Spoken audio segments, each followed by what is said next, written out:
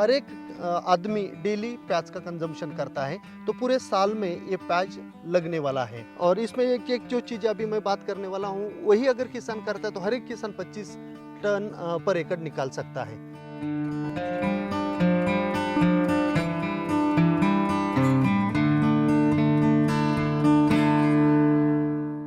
तो आपका जो भी फर्टिलाइजर है यहाँ से नीचे पूरे मिट्टी में घुलना चाहिए। जी राइट। सबसे अहम जो है कि प्याज में वैरायटी कौन सी लगानी चाहिए, बेस्ट कौन सी है? और जब शॉर्टेज होता है ना, तो बहुत सारे किसान वहीं पे फंस जाते हैं कि किसी भी कंपनी का उठा के डाल देते हैं और फिर फेल हो जाते हैं।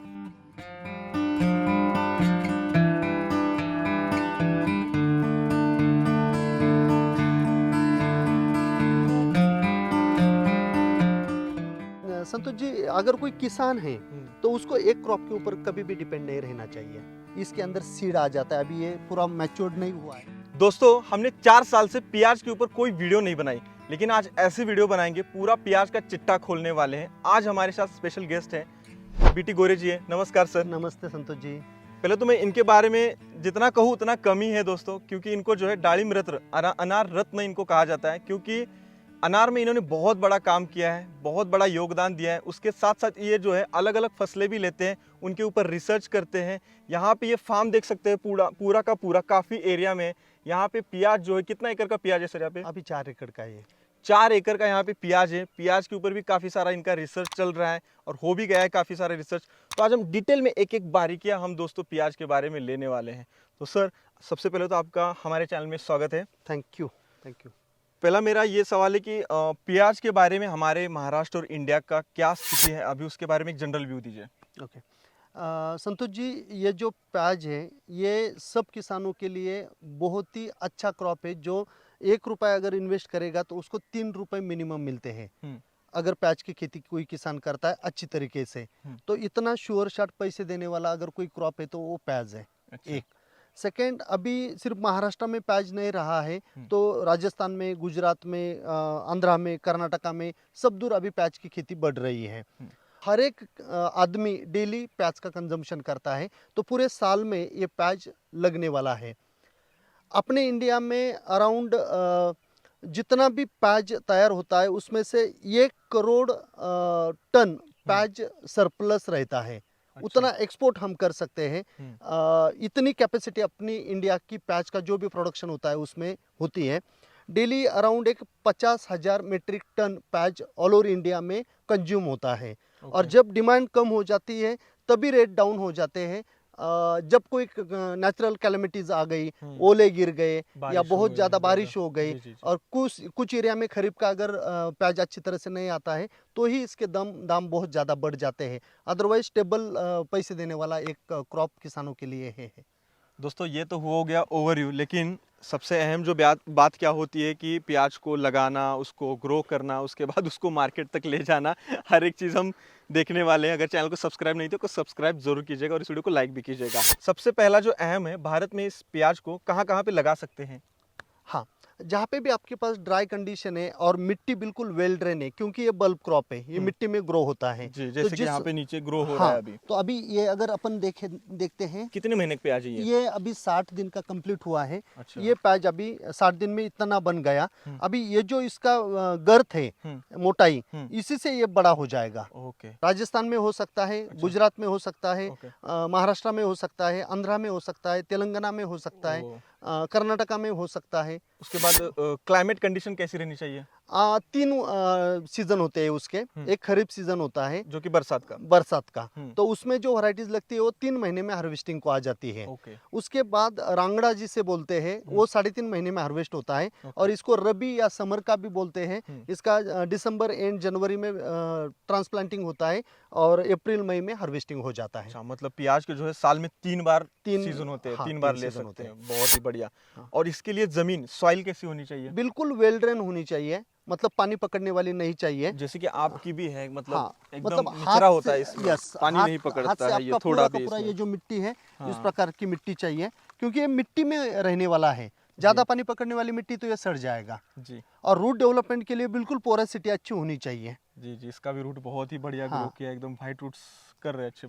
यस। और पीएच वगैरह क्या रहना चाहिए? हाँ, तो 7.5 pH की अगर मिट्टी है और जिसका EC 1 के अंदर है, उसमें प्याज की खेती बहुत अच्छी होती है। अच्छा, अब लैंड प्रिपरेशन ये सबसे महत्वपूर्ण मुद्दा है, क्योंकि हमारे फार्मर्स जो है ज़मीन की पूर्व मशागत, जिसको हम मराठी में बोलते हैं, हाँ हाँ, वो करने में पीछे रह जाते हो, और वही मेन जड़ है मुझे लगता है कभी कभी। उसके बारे में थोड़ा सा हमें जानकारी दीजिए। ये सबसे इम्पोर्टेंट टॉपिक जो है ना, प्याज की खेती अगर 100% प्रॉफिटेबल आपको करनी है, और आपको अभी लास्ट ईयर मैंने 20 टन्स निकाला था, 20 टन पर एकड़ में, पर एकड़ में। बहुत बड़ा। इस बार अभी 25 टन का प्लानिंग ये है, और इसमें एक जो चीज़ अभी मैं बात करने वाला हूँ, वही अगर किसान करता है तो हर एक किसान 25 टन पर एकड़ निकाल सकता है। ग्रेट। तो उसमें सबसे इम्पोर्टेंट क्या है कि ये जमीन में ग्रो होने वाला है, तो मिट्टी आपकी जितनी लूज रहेगी, जितना ज़्यादा ऑर्गेनिक मैटर रहेगा, और केमिकल फर्टिलाइजर एक ही जगह पे नहीं डालना चाहिए, पूरे मिट्टी में होना चाहिए। अच्छा। जैसे कि अभी यहाँ से ये अंदर था, अभी अगर अपन देखेंगे तो 4 इंच तो अभी दिख रहा है, 4 इंच तो आराम से हो गया है। तो लेकिन इसके नीचे भी इसकी जड़ें थी। तो मैं हमेशा बोलता हूँ कि लैंड प्रिपरेशन में जो भी ऑर्गेनिक मैन्योर, मतलब गोबर खाद होगा, मिंगनी खाद होगा, देन आपका नीम केक होगा, ये और केमिकल फर्टिलाइजर जिसमें NPK होते हैं, इसमें सिलिकॉन एक अच्छा चलता है, सिलिकॉन से भी अच्छी क्वालिटी मिलती है। तो सिलिकॉन, ये सब आपको पहले डाल देना है खेत में, पूरे खेत में डाल देना, ब्रॉडकास्ट कर देना, ओके, फेंक देना 1 एकड़ में। हाँ, और फिर उसको रोटावेटर से मिक्स करके इतना पूरा का पूरा, इतनी जो डेप्थ है ना, इतने डेप्थ में एक एक जगह पे एक एक ग्रेन्यूल जाना चाहिए, मतलब मिक्स होना चाहिए, पूरा मिक्स होना चाहिए। जमीन भुरभुरा जब हो रही है हमारी Yes. रोटर से करते समय, Yes. मिक्स होना चाहिए। मिक्स होना चाहिए। लोग क्या करते हैं, मुझे ये डालना है, इस कंपनी का डालना है, ये वो क्या डालते हो, इससे अच्छा है कि आप कैसे डालते हो। हाँ, ये देखिए ना, important है। ये यहाँ तक आपका प्याज है, ये तो आपका कोई भी फर्टिलाइजर लेने वाला नहीं है, नहीं, जहाँ लेगा ये मेन ये हिस्सा जड़ें लेगा, लेंगे, सही कह रहे और हो आप। जड़ों से भी वो जो टिप होते हैं वो ज्यादा लेते हैं। तो आपका जो भी फर्टिलाइजर है यहाँ से नीचे पूरे मिट्टी में घुलना चाहिए। जी, राइट। और लोग क्या करते हैं, फेंक देते हैं और तुरंत सीडलिंग लाते हैं और वहीं पे लगा देते हैं, सब फर्टिलाइजर ऊपर रहता है और उसकी जड़ें नीचे चले जाते हैं, खर्चा भी हो गया और यील्ड में नहीं आया। इसलिए मिट्टी का प्रिपरेशन करना बहुत इंपॉर्टेंट है। ये बेड इसका 4.5 फीट के हिसाब से बनाए कि प्लेन में बनाए, वो थोड़ा बताइए नहीं, हमें। अभी क्या है कि ये जो बीच का डिस्टेंस है, यहाँ पे? ये हाँ 1.5 फीट का डिस्टेंस है, जो खाली ओके, स्प्रे करने के लिए, यहाँ पे, यस, ओके, स्प्रे करने के लिए चलना है आपको, या एरेशन के लिए रखना है। फिर ये 4.5 फीट का है, ये पूरा 4.5 फीट का, 4.5 यहाँ से फीट लेके का। यहाँ तक है ये, ओके। और उसके अंदर 2 लैटरल डाली हुई है, जैसे कि ये जो 2 लैटरल दिख रही है, यहाँ पे है और हाँ, एक यहाँ पे ये ड्रिप इरिगेशन। ड्रिप इरिगेशन, और ये भी मिनिमम डिस्चार्ज वाली 2 लीटर पर घंटा पानी देने वाले ड्रिपर है, चलिए, ताकि धीरे धीरे पानी पड़ेगा और वो स्प्रेड हो जाएगा, यहाँ तक आ जाएगा। मतलब धीरे धीरे वो पानी स्प्रेड होता रहे। Yes. पानी कैसा चाहिए इसके लिए? देखिए, जब ड्रिप करता है ना कोई भी किसान, उसकी एक मेंटेलिटी होती है, क्या जाके वॉल चालू कर देने का है और अच्छी तरह से पानी पिलाने का है। प्याज को पानी बहुत कम लगता है। अभी ये 60 दिन का क्रॉप है, जब मैंने ट्रांसप्लांटिंग किया उसके बाद एक बार पानी दिया था और उसके बाद 3 पानी दिया सिर्फ। 60 मतलब दिन में केवल 60 दिन में पहला छोड़ के 3, मतलब टोटल 4 पानी। पानी गए हैं। बाकी सब किसान क्या करते हैं, पानी के ऊपर पानी, पानी के ऊपर पानी, एक तो जो भी न्यूट्रिएंट देते हैं वो लीच आउट कर देते हैं। और ये मैंने पहले ही बोला कि इसको सिर्फ नमी चाहिए, इसको पानी में नहीं डुबो के रखना है, सड़ जाएगा ये। सही बात कह रहे तो हैं आप। जितना आप पानी कम देंगे उतना ही उसकी रूट्स जो है ग्रोथ करेंगे और अंदर जाती रहेगी। और वहां से न्यूट्रिशन ले लेंगे। और फिर आपको ये सबसे इंपॉर्टेंट है, बहुत सारे लोगों को आपने देखा होगा, ये ऐसा डंडा लंबा हो जाता है, फिर इसकी गर्द नहीं मिलेगी आपको। न्यूट्रिशन तो ये मोटा ही होना चाहिए, गर्द इसकी अच्छी होनी चाहिए। तो ये सबसे इंपॉर्टेंट है। ओके, तो पानी कम लगता है, जो भी किसान, मैं सबको आपको रिक्वेस्ट करता हूं, अगर आप ज्यादा पानी देते हो तो पानी दे दे के आपने इसके ऊपर फंगल अटैक बढ़ाया है, ये मैं सीधा आपको बोलता हूं। पानी कम करिए, आपके फंजीसाइड की कॉस्ट भी बहुत कम हो जाएगी। आप क्या रिकमेंड करते हैं, ड्रिप इरिगेशन करते हैं कि मतलब फ्लड से करते हैं? नहीं, देखो, पानी अपने पास कम हो गया है और पानी के अंदर सॉल्ट बढ़ रहे हैं, तो जितना आप कम पानी देंगे उतना आपकी मिट्टी अच्छी रहेगी। और कम पानी देना है तो आपको ड्रिप पे ही जाना पड़ेगा। ड्रिप से ही दे आपका ड्रिप कहना से, है। और 25 टन एकड़ का आप फ्लड से नहीं निकाल सकते। और जो मल्चिंग बोलते हैं लोग, मल्चिंग बिछाना, उसका कोई मैटर नहीं है यहाँ नहीं है। मल्चिंग अगर आपके पास लेबर है, और लेबर अगर लगाने के लिए ऐसा, अगर 10,000 रुपये पर एकड़ का कॉस्ट आता है, मल्चिंग के ऊपर आपको 15,000 रुपये आता है। लेकिन मल्चिंग से आपका वीडीसाइड एप्लीकेशन नहीं रहेगा, जो भी खरपतवार आते हैं वो खरपतवार निकालने की कॉस्ट नहीं रहेगी, और मल्चिंग के अंदर रूट डेवलपमेंट और अच्छी होती है और इसकी साइज अच्छी होती है। जी, अंदर मतलब हीट एक बनी रहती है, हाँ, मेंटेन हाँ, रहती है, मॉइस्चर अच्छा रहता मल्चिंग के है। ऊपर करना किया तो अच्छा ही रहेगा। ओके, तो सबसे अहम जो है कि प्याज में वैरायटीज, हाँ, वैरायटी कौन सी लगानी चाहिए, बेस्ट कौन सी है? अभी समर का जो स्टोर करने वाला जो प्याज है इसमें पूना फुरसुंगी करके एक लोकल वैरायटी पूना की, ये कोई रिकमेंडेड वैरायटी मतलब गवर्नमेंट का रिकमेंडेशन में ये वैरायटी नहीं है। बाकी सब जो भीमा नाम से वैरायटीज आती है वो रिकमेंडेड है, लेकिन किसी फार्मर ने उसी वैरायटी को ग्रो किया, उसी से सीड्स बनाया और पूना के ही है तो पूना फुरसुंगी नाम दे दिया पूना और वो फुरसुंगी। पॉपुलर हो गई। अच्छा, मतलब डॉक्यूमेंटेशन में आपको पूना फुरसुंगी वैरायटी कहाँ पे कहीं भी नहीं, नहीं मिलेगी, वही लेकिन पूना फुरसुंगी ही आपने लास्ट ईयर यस लिस्ट निकाली है। यस यस यही वैरायटी। और ये वैरायटी का ऐसा है कि एक गेरुआ कलर होता है, बिल्कुल लाल भी नहीं होता है और सफेद भी नहीं होता है, गेरुआ कलर होता है। अभी इसमें नहीं आया होगा ना? नहीं अभी नहीं आएगा इसमें, जब आपका पूरा बनेगा तब बॉल पूरा बन जाएगा यस तो यस उसके तब बाद आएगा। आएगा। और मैं तो अभी वैरायटी की बात आपने किया, वैरायटी तो ठीक है लेकिन सीड्स अगर किसान खुद का ग्रो करेगा, मतलब इस बार मेरा ओनियन अच्छा था ना, इसमें से मैंने अच्छे अच्छे ओनियन हार्वेस्टिंग के टाइम में ऐसे निकाल लिए, उसको कट नहीं किया। उसका ये जो पात बोलते हैं, पत्ते बोलते हैं, ये पत्तों के साथ में उसको बांध के ऊपर रख दिए मैंने। अच्छा, और अभी मैंने जो लगाए हुए हैं तो वही फिर कट करके छोटा सा ऊपर से उसको हल्का सा अच्छा छान के फिर लगवा दिए। अभी मेरा सीड घर का ही रहेगा, तो गारंटी है मुझे कि मेरे यहाँ पे जो डोंगले बोलते हैं, गोड बोलते हैं, छोटा वो जो आता है। आते हैं, फ्लावर्स आते हैं, वो नहीं आते, क्योंकि घर का मेरे मुझे पता है ना मेरा कौन सा ओनियन से मैंने सीड तैयार किया हुआ है। मतलब आप तो खुद के अच्छे ओनियंस निकाल निकाल के सॉर्ट करके उसमें से अच्छा बीज तैयार होता है, तो वो अच्छा है। यस और जब शॉर्टेज होता है ना तो बहुत सारे किसान वहीं पे फंस जाते हैं कि किसी भी कंपनी का उठा के डाल देते हैं और फिर फेल हो जाते हैं। प्लांटेशन हम लोग कैसे करते हैं, और मैंने कई जगह पे देखा है कि आपके यहाँ तो बेड है लेकिन वाफा सिस्टम भी रहते हैं, बराबर। कौन सा बेस्ट है और प्लांटेशन कैसे करते हैं इसके बारे में बताइए। आप कौन से सीजन में कर रहे हो? बारिश के सीजन में अगर आप कर रहे हो तो आप बेड पे ही करना चाहिए, जैसे कि ऐसे दिख रहा है, या फिर रिजेस एंड फरो जिसे बोलते हैं, सरीवरंबा। हाँ, रिजेस होती है और उसके अंदर फरो। तो जो अगर बारिश का पानी आता भी है तो वो फरो से निकल जाएगा, क्योंकि इसको पानी में डुबो के नहीं रखना है कभी भी। और जब किसी को फ्लड पानी देना होता है तो फिर वो वाफे बना लेता है। अच्छा, ऐसे उठा हुआ है, ऐसे बेड नहीं बनाएंगे? नहीं, वो नीचे रहेगा और बीच में आपका रिजेस रहेगा पानी रोकने के लिए। पानी रोकने के लिए, उसी में पानी रोकने के लिए। अच्छा, वो एक मेथड है, लेकिन उसमें आपको 15 टन के आसपास यील्ड आता है। अगर यील्ड ज़्यादा लेना है तो आपको एक तो बेड पे या फिर रिजेस एंड फरो पे करना पड़ेगा। अच्छा। हाँ तो प्लांटेशन हम लोग कैसे करते हैं एग्जैक्ट, जैसे कि आपकी यहाँ पे ये मेन सब लाइन है, हाँ, यहाँ से इधर का खेत है, यहाँ से ड्रिप इधर गई है इधर और गई है, इधर गई है। इधर गई, तो बराबर। हम लोग जो प्लांटेशन करते हैं तो या एक मुझे यहाँ पे क्या दिख रहा है कि यहाँ पे एक पूरी लाइन है, ये बिल्कुल लाइन है, बिल्कुल। तो आपने जैसे लग रहा है कि फिट पट्टी जो होती है वैसे नाम सेंटीमीटर के हिसाब से लगाया है पूरा, हाँ, तो कैसे तो लगाया? ये एक सबसे इम्पोर्टेंट टिप, प्लांट पॉपुलेशन आपका कितना है पर एकड़ में। हम्म, तो अगर आपका 10 सेंटीमीटर बाय 10 सेंटीमीटर पे ये पैच निकलेगा तो आपको 25, 27, 30 टन पर एकड़ तक यील्ड निकलेगा, क्योंकि हर एक पैच का बनने के लिए एक जगह चाहिए, उतनी जगह अगर उसको मिल जाती है तो आपका यील्ड अच्छा आता है। आपने कितना बताया साइज?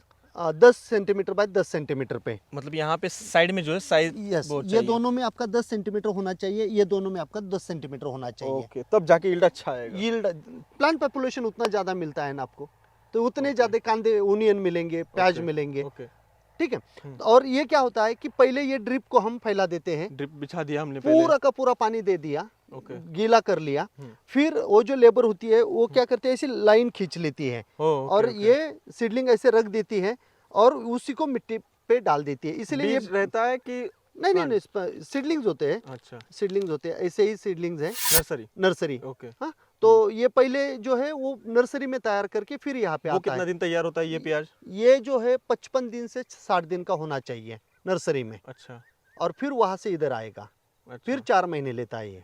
अच्छा, टोटल पकड़ लीजिए ना, 6 महीने का क्रॉप है, नर्सरी के 2 और मतलब ये पहले 4। बनाना पड़ेगा, जैसे आपकी वहाँ पे भी कुछ आपने बना रहे, मतलब सीड वगैरह बना रहे हैं? हाँ, वो सीड बना रहे हैं, अलग से वो बन रहा है सीड वो। से नर्सरी में जाएगा वो नेक्स्ट अच्छा, ईयर के लिए। नर्सरी में जाएगा, नर्सरी से वहीं फिर पे 2 इधर। महीने रहेगा, फिर यहाँ पे 4 महीने रहेगा। तो नर्सरी पे ऐसे ही बनती होगी, वाफा बना के उसमें बीज डाल के उसमें नहीं, grow? वहीं पे प्लांट पॉपुलेशन आपका बहुत ज़्यादा रहता है। अच्छा, 1 एकड़ का अगर आपको बीज डाल के सीडलिंग्स तैयार करना है तो आपको 5 गुंठा एरिया चाहिए। मतलब 40 गुंठे में लगाने के लिए सीडलिंग्स केवल 5 गुंठे में हो 5 जाते गुंठा हैं। में नर्सरी बन जाती है। यस, और वो बनने के बाद 55 दिन बाद यहाँ पे आती है। यहाँ पे आती है। और यहाँ पे हम लोग क्या करते हैं कि ऐसे खुरपा लेके या कोई चीज लेके यस, लाइन मारते हैं, लाइन उसमें वो लगाते जाते लगा हैं। दे 10-10 सेंटीमीटर पे एक रखते हैं। तो हम लोग और पहले मतलब खेत को भिगोते हैं क्या? हाँ, पहले भिगोना पड़ता है, क्योंकि होता क्या है कि अगर ड्राई में आपने लगवा दिया और जल्दी अगर पानी नहीं दिया तो डिहाइड्रेशन हो जाएगा, ये सूख जाएगा, फिर मोर्टेलिटी ज़्यादा आती है और फिर प्लांट पॉपुलेशन आपका कम हो जाता है, फिर यील्ड के ऊपर उसका इम्पैक्ट आएगा।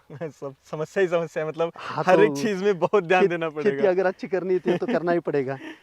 इतना यील्ड निकालना है तो हर एक चीज पे ध्यान देना पड़ेगा। ये तो बात छोटी सही है। छोटी चीजें होती है लेकिन बहुत ज्यादा इम्पैक्ट देती है। जी, ये बात तो सही कही। हाँ। तो जब हम प्लांटेशन करते हैं हाँ, तो उसके बाद हमें रेगुलर मतलब क्या डिजीज पे ध्यान देना है और यहाँ पे स्प्रे हमें क्या करना पड़ता है? नहीं, यील्ड के लिए डिजीज से पहले आपको ध्यान देना है खरपतवार के ऊपर। अच्छा अभी आपको यहाँ पे ज्यादा खरपतवार नहीं दिख रहा है, अभी 60 दिन में थोड़ा बहुत ये दिख रहा है। अच्छा, जैसे कहाँ ना निकालने का कहाँ। काम भी चल रहा है। हाँ, और ये थोड़ा बहुत मेरे जो है टीम वो निकालती रहती धीरे है, धीरे चलता रहता है। चलता रहता है। तो इसके अंदर वीडीसाइड का एप्लीकेशन होता है, लेकिन वीडीसाइड का एप्लीकेशन प्री इमर्जेंस होना चाहिए। हम क्या करते हैं, इसका ट्रांसप्लांटिंग होने से पहले, इसको लगाने से पहले आगे पूरा का पूरा ड्राई मिट्टी पे वीडीसाइड का कौन सा एप्लीकेशन कर वीडीसाइड देते रहता हैं।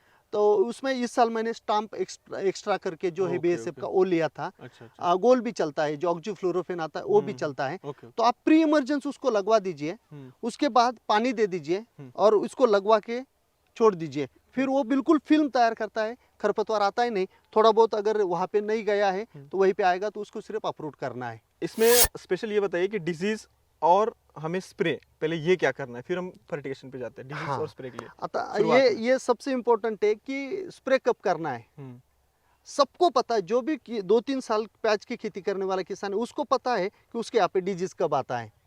जब आपके यहाँ पे ओस ज्यादा गिरती है, ड्यू फॉग ड्यू और फॉग ज्यादा आता है, उसके 4 दिन के बाद टिप बर्निंग चालू हो जाती है। यहाँ पे बर्निंग हो जाती है, जलना स्टार्ट होता है, येलो कलर के हो जाते हैं और यहाँ पे पर्पल ब्लॉच आता है। अच्छा। पर्पल कलर का एक ब्लॉच आ जाता है, फिर नीचे वाली जो भी है वो गिरना चालू हो जाता है। डिजीज आने के बाद अगर आप स्प्रे कर रहे हो तो आपका यील्ड तो घट गया है, फिर क्या होगा, वापस ये नए पत्ते निकालेगा। इसका डेवलपमेंट अगर उसको करना है तो नए पत्ते निकालेगा, तो एनर्जी डाइवर्ट उधर हो जाएगा। मेरी सबको रिक्वेस्ट है कि जिस दिन आपके यहाँ पे ओस गिरेगी, जिस दिन सुबह सुबह खेत में आने के बाद पूरे ये जो पत्ते होते हैं उसके ऊपर अगर आपको पानी दिखेगा और उसी दिन अगर फॉग है, तो आपको सिस्टमिक फंजीसाइड का स्प्रे लेना है। ये ग्रीन रखिए, इस लश ग्रीन दिखना चाहिए प्लॉट, कभी भी जाओ लश ग्रीन, नहीं क्योंकि ग्रीन ही दिख रहा है पूरा का पूरा। हाँ, और आप कार्बनडिज्म है, मैनकोजेब है, या कार्बनडिज्म प्लस मैनकोजेब एक साथ में है, या नटियो है, ये ऐसे भी स्प्रे आप ले सकते हो, अच्छा काम करते हैं। प्रिवेंटिव बेसिक कम खर्चे वाले स्प्रे लेने हैं। हाँ, और एक है कि डिजीज ज्यादा कब आता है, जब आपके यहाँ पे इंसेक्ट का अटैक सबसे ज्यादा होता है, थ्रिप्स। हाँ। और थ्रिप्स आके क्या करता है, वो उसके जो दांत होते हैं उसी से यहाँ पे लाइन खींच लेता है, जख्म कर देता है, फिर यहाँ से फंगल अटैक अंदर चला जाता है। तो थ्रिप्स आने ही मत दीजिए, पहले ही उसका निवारण कर हाँ। दें। तो जितने भी नीम है, करंज है, या इंसेक्टिसाइड में जाना है आपको, सिंथेटिक पायरेथ्रॉइड जो है अच्छे काम करते हैं इसके ऊपर, उसी से आप कर लीजिए। और उसके बाद हम अगर प्याज का 25 टन तक यील्ड लेना चाहते हैं या 20 टन तक यील्ड लेना चाहते हैं, तो हमें फर्टिगेशन शेड्यूल हमारा कैसे रहना चाहिए? देखिए, अगर आपने बेसल डोज में एनपीके और सिलिकॉन दिया है और नीम केक जो आती है वो अगर 2-3 बैग डाली हुई है, यानी कि जमीन से रोटर जमीन में पहले ही जब आपने ट्रांसप्लांटिंग किया था उसी टाइम, तो उसके बाद आपको फर्टिगेशन की जरूरत भी नहीं, इतना कम लगता है इसको खाने के लिए। इतना कम खर्चे लोग। हाँ, मैं नहीं करता, फर्टिगेशन नहीं करता, लेकिन हर एक पानी के साथ में मेरा जो फिल्टर है, और मैं गोमूत्र से गोबर से जीवामृत बनाता हूँ, बताया था मुझे। यस, तो वो पूरा बना के पानी के साथ में वो चलता है। सेकंड, मैं आपका पीएसबी है, पोटेश मोबिलाइजिंग बैक्टीरिया है, ट्राइकोडर्मा है, इसके ऊपर थोड़ा सा ज़्यादा ध्यान देता हूँ। 2-2 एप्लीकेशन मेरे उनके होते हैं और स्लरी के 2 एप्लीकेशन होते हैं, उसी से ये पूरा का पूरा। देखो, ये मिट्टी के अंदर का है, मिट्टी अगर आपको अच्छी रखेंगे तो आपको ये अच्छा तभी ग्रो होगा। तो जीवामृत से या माइक्रो ऑर्गेनिज्म से आपकी मिट्टी बिल्कुल भूरी भूरी रहेगी, लूज रहेगी, तो फिर इसकी ग्रोथ आपको अच्छी मिलेगी, रूट डेवलपमेंट आपको बिल्कुल प्रॉपर मिलेगी।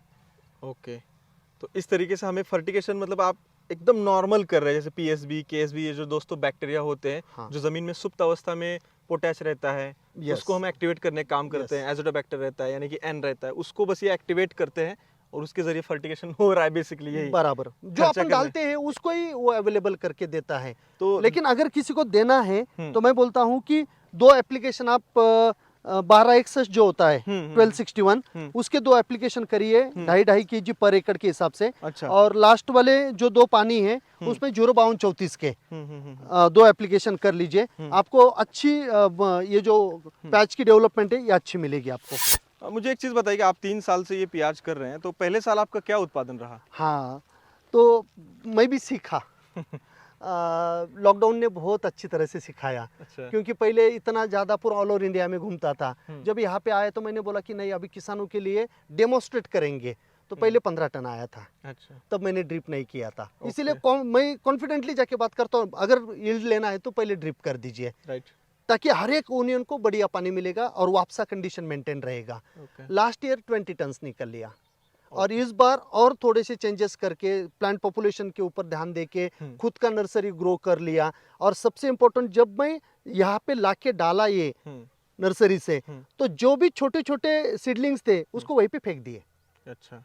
क्योंकि लास्ट ईयर जब मैंने क्रेट में 20 किलो भरा और उसको खाली किया, उसमें से मुझे 2 किलो मतलब 10% बिल्कुल छोटे छोटे थे। तो मैंने गौर किया, फिर जो भी अनार इसके जो भी पैच के अच्छे किसान है उनसे बात किया कि ये कैसे छोटे रह गए। वो बोले जो अपने ट्रांसप्लांटिंग करते समय सीडलिंग था वही छोटा था आपका।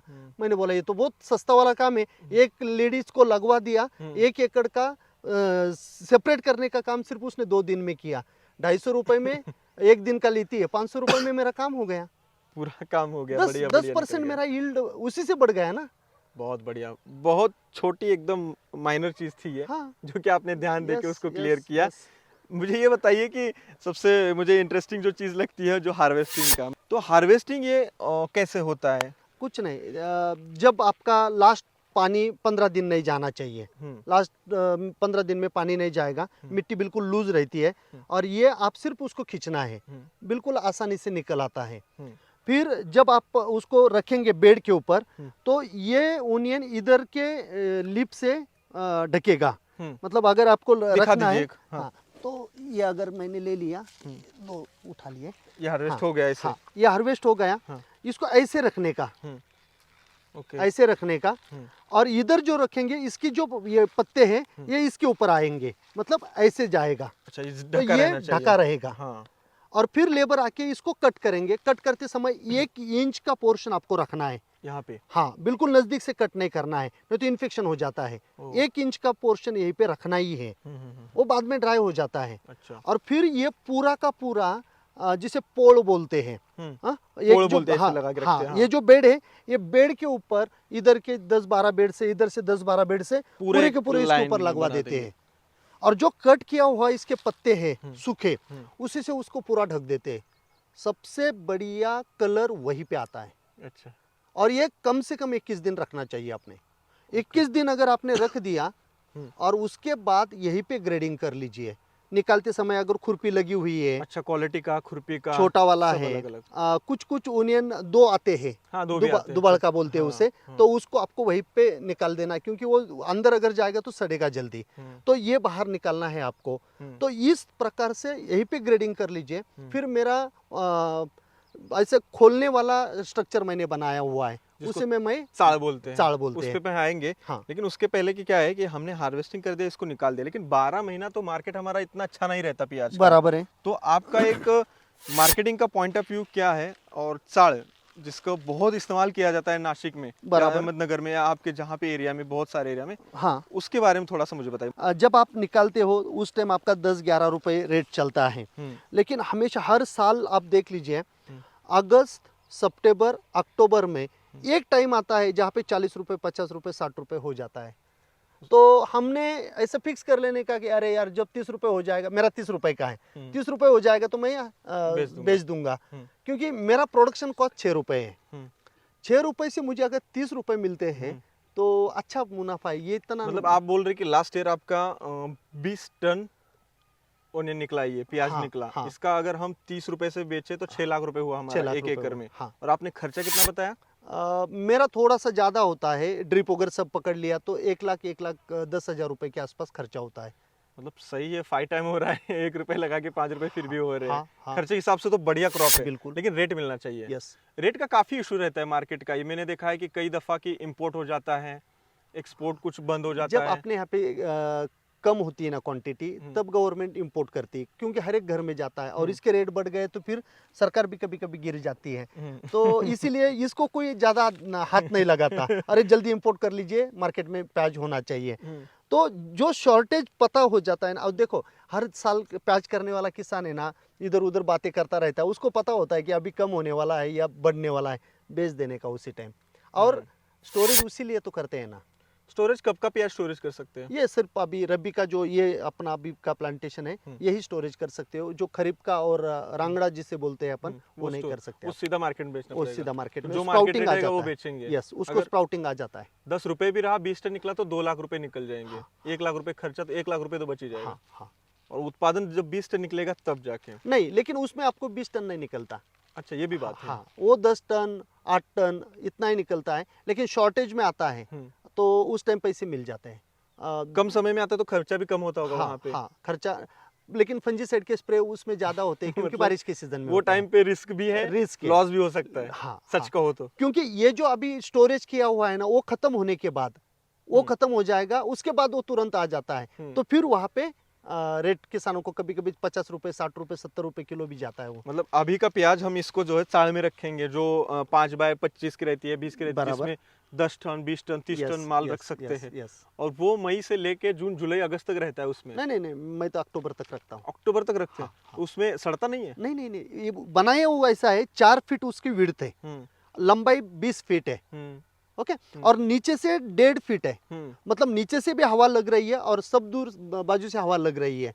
और होता क्या है कि जब रेनी सीजन होता है ना, तब जो ओस है ना, वो ओस अंदर आ जाती है। तो मैंने क्या किया है, जो बारदाना बोलते हैं अपन गनी बैग का, वो बाजू में लगा देता हूँ। तो जो भी मॉइस्ट एयर अंदर आ जाती है ना, तो वो पानी वहीं पे पकड़ लेती है और ड्राई एयर अंदर बोरी सोख लेती है। बहुत बढ़िया।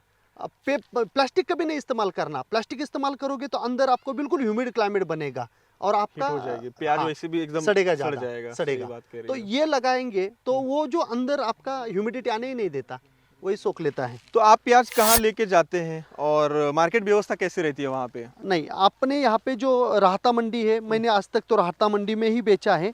और बैग होती है 60 किलो की, 55 किलो की बैग होती है एक, उसमें ग्रेडिंग करके 2 ग्रेड करते हैं, एक छोटा वाला एक बड़ा वाला, और वो मार्केट में लेके जाते हैं। वो एक बैग खोलते हैं, वहीं पे रेट फिक्स कर देते हैं और फिर जो है वो रेट से चला तो जाता है। ओवरऑल मुझे ये बताइए, प्याज की खेती फायदेमंद है? बिल्कुल फायदेमंद है। फायदेमंद है? हाँ, सच्ची हाँ, में? हाँ हाँ हाँ हाँ। चलिए बढ़िया। तो लेकिन यील्ड आना चाहिए। हाँ। और नेचर ने आपको साथ देना चाहिए। ओले वगैरह जो है या फॉग ज्यादा नहीं आना चाहिए, डिजीज ज्यादा नहीं आना चाहिए, यही है। कुल मिला के तो हम मतलब डिपेंड हो गए थोड़ा सा इस नेचर के, देखो खेती करते हो तो नेचर के ऊपर तो डिपेंडेंसी रहेगी आपकी। हाँ, फ्यूचर के हिसाब से आपको प्याज के बारे में क्या लगता है? आपका 3-4 साल का अनुभव हो चुका है इसमें, उसके पहले भी आप बहुत घूमते हैं, क्या स्कोप है देखो प्याज में? संतोष जी, अगर कोई किसान है तो उसको एक क्रॉप के ऊपर कभी भी डिपेंड नहीं रहना चाहिए। हाँ। उसको मोनो क्रॉपिंग करना बहुत ही दिक्कत वाली बात होती है। अगर मैंने अनार की खेती अगर कर लिया, बहुत मैं ज्ञानी हूँ अनार में, ऐसा अगर मैं समझता हूँ, नेचर आपके हाथ में नहीं है। हार्वेस्टिंग की स्टेज, ओले गिर गए, क्या करोगे? कुछ नहीं कर इन्वेस्टमेंट इतनी ज्यादा, 2-2, 2.5 लाख रुपए एक एकड़ का सिर्फ खर्चा चला जाता है। तो आपको मल्टी क्रॉपिंग में जाना ही चाहिए। अगर आपके पास 5 एकड़ है तो 5 एकड़ में मिनिमम 3 क्रॉप ले लीजिए आप। और जो 100% आपके एरिया के जो भी किसान जिस एरिया में, वहां पे जो क्रॉप सबसे बढ़िया होता है वो तो उसने करना ही चाहिए 30% में। वो करना भी चाहिए, बाकी का भी करना है। दोस्तों ये चीज नोट कर लीजिएगा, बहुत ही इंपॉर्टेंट मुद्दा है ये, क्योंकि एक क्रॉप पे हमेशा डिपेंड नहीं रहना चाहिए, अलग अलग क्रॉप्स आपको हमेशा रखनी चाहिए। बिल्कुल बिल्कुल। और अपने एरिया में जो सबसे बढ़िया खेती होती है वो 30% रखना ही है एक, क्योंकि वो क्लाइमेटिक कंडीशन उसके लिए सूट है, मिट्टी पानी सूट है, तो उसमें आपको ज्यादा यील्ड आएगा।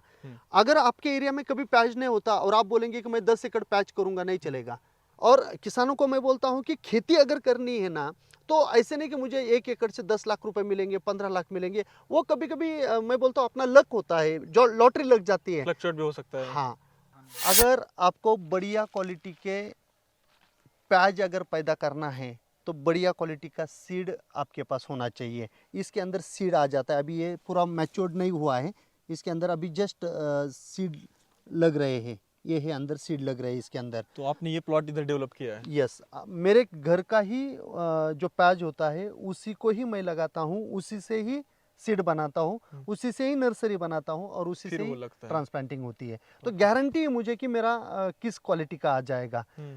कभी कभी जब शॉर्टेज होता है ना, तो बहुत सारे किसानों के साथ धोखाधड़ी भी होती है मार्केट में कि कोई भी कुछ भी भर के बेच देता है, फिर क्वालिटी नहीं आती है। तो ये अपना चाहिए। और इसमें अगर आपको ज़्यादा यील्ड लेना है सीड का, तो हनी भी सबसे इम्पोर्टेंट है, मधुमक्खी। मधुमक्खी अगर नहीं रहेगी तो पॉलिनेशन नहीं होता है। मधुमक्खी आनी चाहिए इस पे। इसके ऊपर मधुमक्खी चाहिए, सुबह सुबह बहुत सारी मधुमक्खी इसके ऊपर होती है, तो ही पॉलिनेशन होता है और सीड अपने बन जाते हैं। ओह, अच्छा, ये इस तरीके से यहाँ पे सीड आप बनाते हैं। उधर हाँ। चारा आपका जो सेक्शन है, यस, उधर चारा- हमने उसके अंदर जाके स्टोर करते हैं। उधर स्टोर करते हाँ। हैं। तो बहुत बढ़िया। तो दोस्तों, आज हमने यहाँ पे देखा कि प्याज के ऊपर A to Z हमने बीटी गोरे सर जी के साथ पूरी जानकारी यहाँ पे लेने की कोशिश की। लेकिन आपको लगता है कि कुछ और जानकारी, मतलब और कुछ रह गया हो, तो कमेंट सेक्शन आप मुझे जरूर कीजिएगा, कमेंट में पूछिएगा। आगे चल के हम सीरीज बनाने की कोशिश करेंगे कि प्याज के ऊपर एक एक। इसके अलावा जो है सर, काफ़ी सारे, जैसे कि गेहूं हुआ, उसके बाद अनार में इंटरक्रॉपिंग हुआ, अलग अलग फसलें बहुत सारे ले रहे हैं। उसके साथ साथ ये जो है कई सारे किसानों को, हज़ारों किसानों को जो है ट्रेनिंग देते हैं, मार्गदर्शन देते हैं, उनको बहुत अच्छी जानकारी देते हैं। बहुत ही बढ़िया। बेस्ट लक सर आपको जो है आगे Thank चल you. के फ्यूचर में भी। और जो आप Thank you. काम कर रहे हैं वाकई में लाजवाब है, थैंक यू। अप्रतिम है, बहुत ही बढ़िया है। और सर का जो चैनल लिंक है वो जो है मैं नीचे डाल दे रहा हूँ, चैनल को जाके सब्सक्राइब जरूर कर लीजिएगा। तो बहुत बहुत धन्यवाद सर। थैंक यू जी। तो दोस्तों, ऐसे ही बहुत ही बढ़िया वीडियो के साथ हम नेक्स्ट टाइम भी मिलेंगे। पहले तो कमेंट कीजिएगा, लाइक कीजिएगा, शेयर कीजिएगा दिल खोल के, और करते रहिए मेहनत, क्योंकि वावर है तो पावर है। धन्यवाद।